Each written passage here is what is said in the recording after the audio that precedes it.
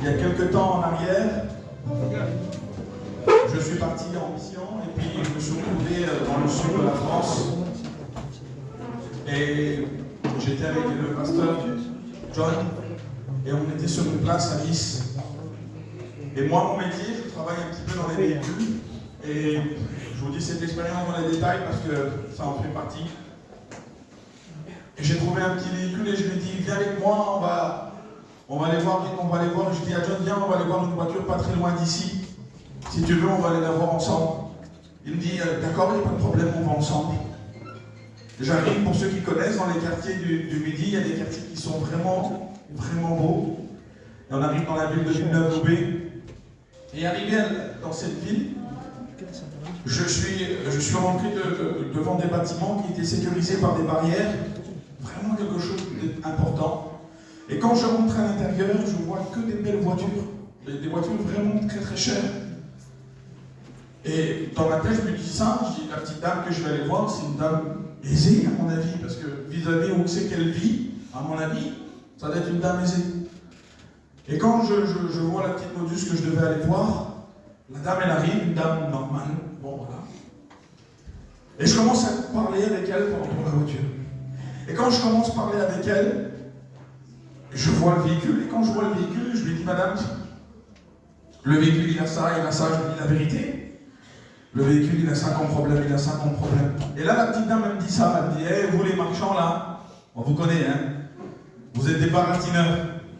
Vous dites ça pour pouvoir négocier la voiture. Je dis, madame, ça ne sert à rien de vous mentir.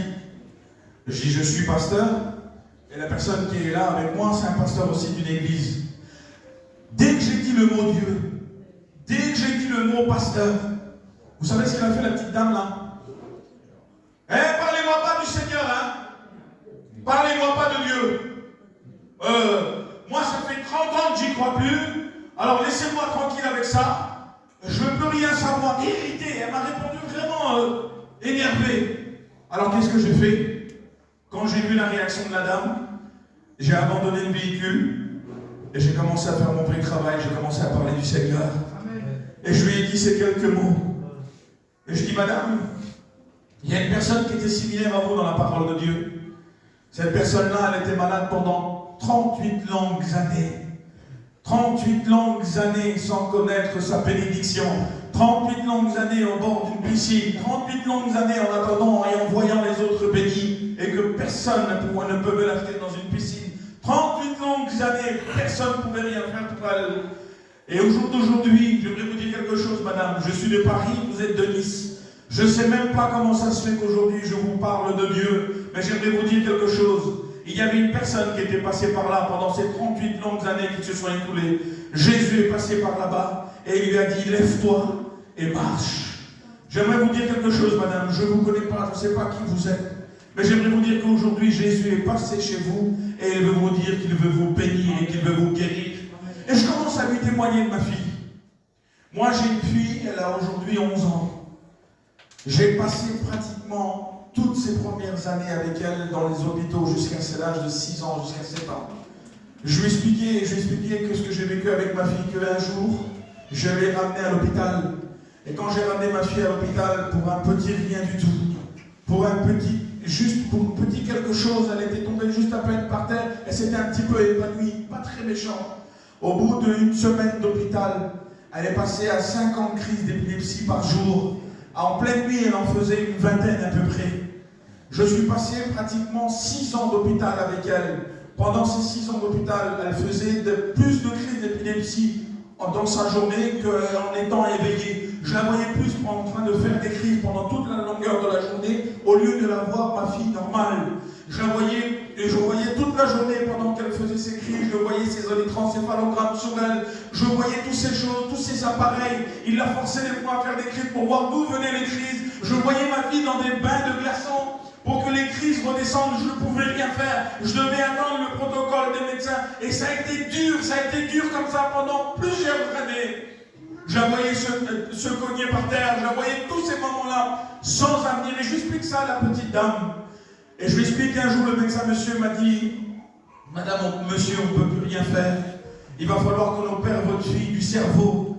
J'ai dû vivre que ma fille était dans la salle de bloc opératoire avant qu'elle rentre. J'ai dû voir ma fille rentrer dans un seul bloc opératoire, te faire opérer pendant 6 heures d'opération, lui retirer un bout de cerveau. J'ai dû accepter toutes ces choses. Le médecin me disait ça, monsieur, elle va perdre l'usage de son bras gauche, elle va perdre l'usage de sa jambe gauche, parce que la motricité, les crises passent par là, et à cause de ça, c'est à cause de ça que votre fille est malade depuis toutes ces années. J'ai accepté que ce que le médecin m'a dit, mais je n'ai pas accepté que ma fille ne marchait plus. Je n'ai pas accepté que ma fille, son bras ne marchait plus. Vous savez ce qui s'est passé? Dès qu'elle s'est réveillée, la première chose qu'elle a fait, elle a tenu un stylo d'une main qui ne devait plus marcher. Amen. 2 jours plus tard, j'aimerais vous dire ce que ma fille a fait avec sa jambe gauche.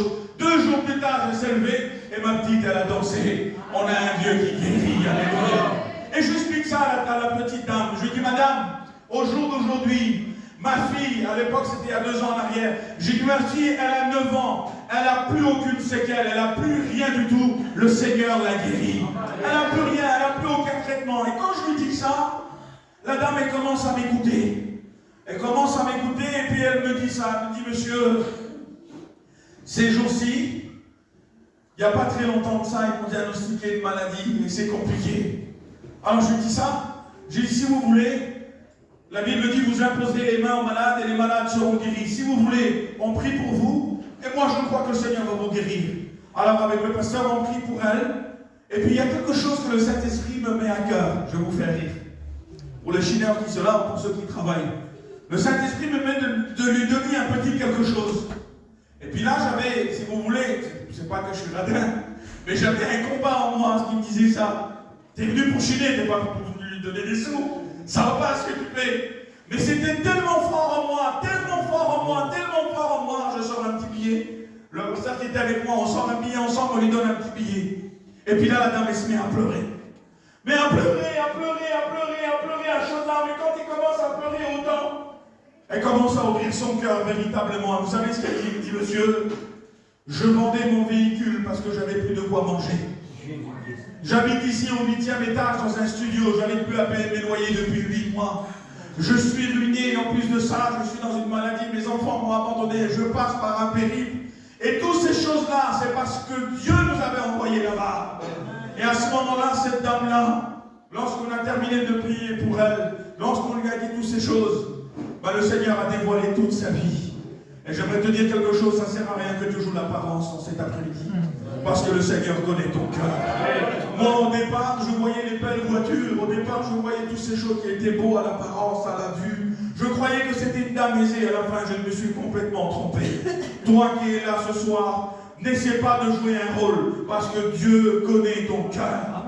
Quelques jours plus tard, je fais une réunion à l'Ariane. Il est à peu près 9h, 9h30 le soir. Je vois mon téléphone sonner, il y a marqué Modus. Je sors à l'extérieur de la réunion, cette dame m'appelle, elle me dit ça, monsieur, bonjour, bonjour. Vous vous rappelez de moi? Oui, je me rappelle de vous. Vous étiez passé, et lorsque vous étiez passé, vous m'avez témoigné de votre fille qu'elle était malade au cerveau. Vous n'étiez pas au courant que j'avais une tumeur grosse comme une orange dans la tête. Et à ce moment-là, les quelques jours qui ont suivi, j'avais rendez-vous avec la médecine. Et quand je fais les radios, les scanners que j'avais à faire, ils m'ont diagnostiqué que j'avais plus rien du tout. Tout avait disparu. Tout avait disparu. Vous savez ce que j'ai fait? J'ai commencé à faire quelque chose et ça m'a touché ce qu'elle m'a dit. J'ai commencé à me procurer une Bible sur Internet. Ça m'a touché quand elle m'a dit ça. Vous savez pourquoi? Parce que nous, on a des églises à chaque point de vue. On a des programmes dans l'après-midi, le soir, le matin. On parle du Seigneur continuellement. On a cette grâce, nous. Et on se plaint. On a cette grâce de pouvoir ouvrir la parole de Dieu tous les jours. Et cette dame-là m'a dit ça. Je me suis procuré la Bible sur Internet. J'ai commencé à faire ce que vous m'avez dit. J'ai prié le Seigneur. J'ai ressenti une chaleur. J'ai ressenti quelque chose de bon. J'ai dit oui, madame. Ça, c'est l'huile chaude qui descend du ciel. C'est sa présence que vous avez ressentie. Et vous savez par quoi elle a fini? Elle m'a dit j'ai accepté le Seigneur dans mon cœur. Alors j'aimerais vous dire ce soir, quel est le plus grand miracle? C'est que tu sois guéri ou que le Seigneur agisse dans ton cœur? Quel est le plus grand miracle? C'est que le Seigneur puisse te guérir ou que le Seigneur change ta vie? Parce que le Seigneur, s'il t'attire à un miracle, c'est pour qu'il puisse changer ta vie, ta circonstance. Alléluia. Alors j'aimerais qu'on puisse continuer dans ce programme. Vous êtes bénis? On continue ensemble.